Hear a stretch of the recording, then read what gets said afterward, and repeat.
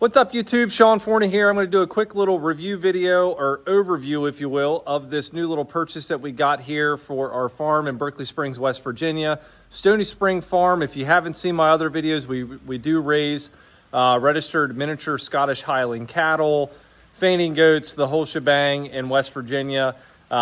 Check out my other videos if you want to see the cute little fluffy cows. But this video, we're going to talk about the Kubota L2502. This one is a 2024. I'm going to talk a little bit about why I have it. And for those that do watch my videos, you also know that I have a Kubota M5111.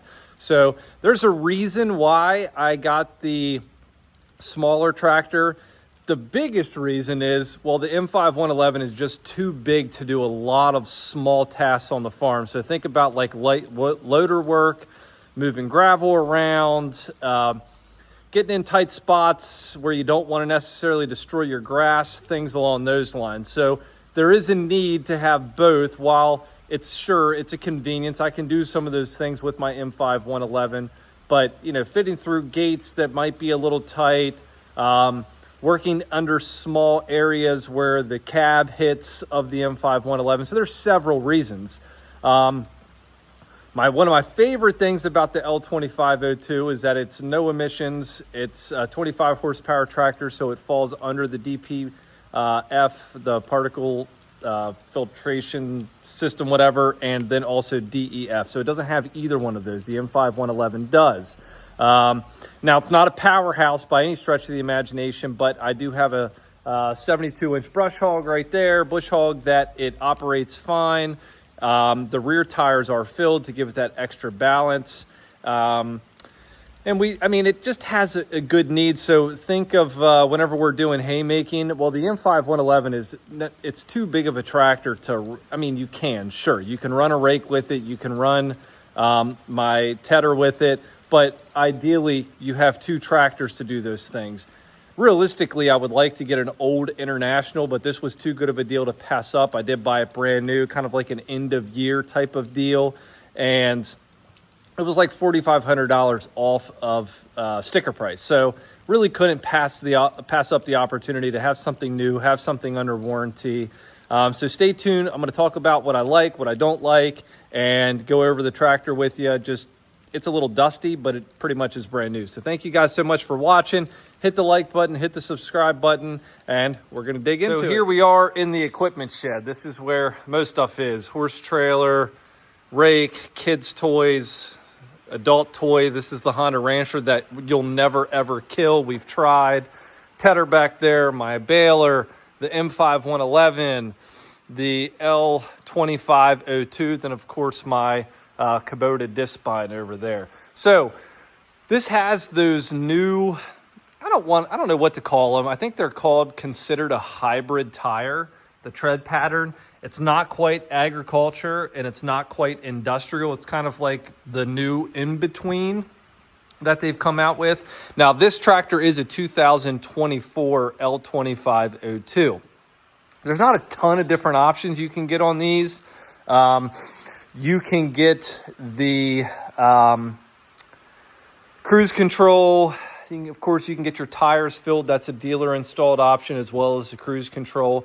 The only thing that I wish I probably would have got on this one is probably the loader leveler, which I can add it any time. I operate a tractor enough that I can tell whenever it's level. You do have the quick attach style bucket, so you can run your pallet forks and anything else. You can get an optional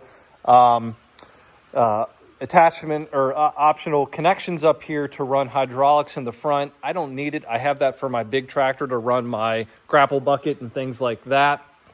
Your cruise control function would go over here in that empty spot right there. Here is how you control your PT or your 3-point hitch, bucket controls, throttle. And one of the biggest reasons that I personally wanted to get a more modern style tractor, my wife can operate the bigger tractor, but she doesn't necessarily like to. And you can see it's got, manure on the tires right now. And the main reason is my wife likes to take care of our dry lot for our horses. And this tractor is the perfect size for her. It's easy to maneuver. It's easy to handle. The hydraulics are easy. And that's why we have this rake that typically stays on here, because this is what we use to rake out our field, drag the manure, and all those good things. But the big thing was, I had an older John Deere that was a clutch tractor. It did not have shuttle shift or any of those types of things. I wanted to get this because it's easy for loader work. And those of you who operate tractors frequently know that having a hydrostatic transmission, in particular if you're doing loader work, makes things a lot easier than having to press the clutch down, put it in reverse, and then go. So that's one of the biggest reasons that we got the more modern. Now, of course, hydrostatics have been out for a long time, but we wanted to get a more modern tractor. So what I like about this size tractor over top of the John Deere is that you have low, medium, and high versus just low and high. So typically I just run it in medium, and that has enough power to pretty much do anything that you would want. That's kind of what I like about it. Other than that, this is kind of like a no frills tractor, right? You have your lights, you have your 3-point,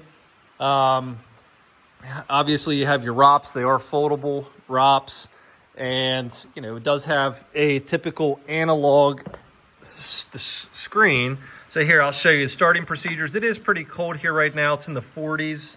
So I'm going to let the glow plugs warm it up. You're going to turn it this way just a little bit, and you can see it has 7 hours on the tractor. Haven't used it all too awfully much.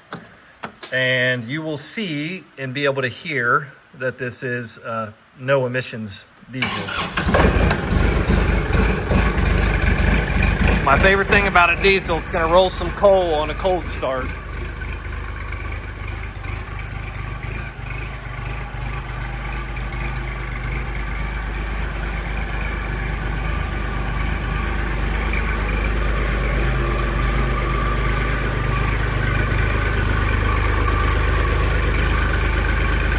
And then obviously now that it's ran for just like 15 or 20 seconds, the smoke and steam clears up. Now you're kind of ready to rock. I always let my tractors warm up a little bit. But here's your throttle here, down. We'll kick it up a little bit.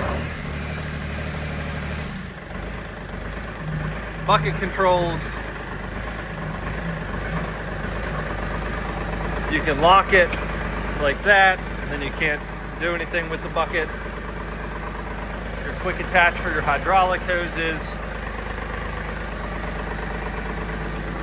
PTO right here.